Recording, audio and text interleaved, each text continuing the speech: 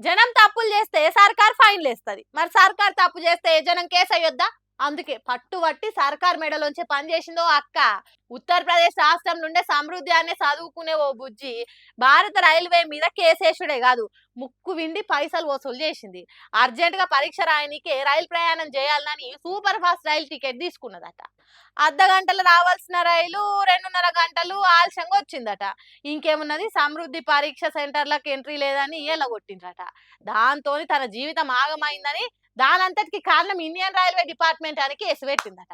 నాకు 20 లక్షల పరిహారం ఇయ్యాలని వినియోగదారుల కమిషన్‌ల గట్టిగా కేసేసిందట. ఉత్తగా కేసేసుడే గాదు, 7 ఏండ్లు పట్టుబట్టి కొట్లాడిందట.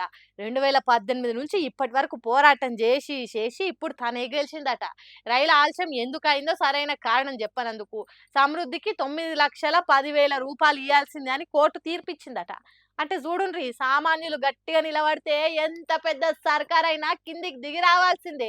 రూల్స్, పద్ధతులు పాడు అని ఫైన్‌లేసే సర్కారే తప్పు చేస్తే నిలదీయాల్సిందే.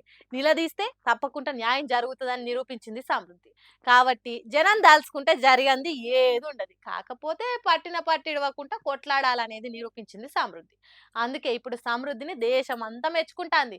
షబ్బాష్ బేటా అని సోషల్ మీడియాలో సప్పట్లు కొడుతున్నారు.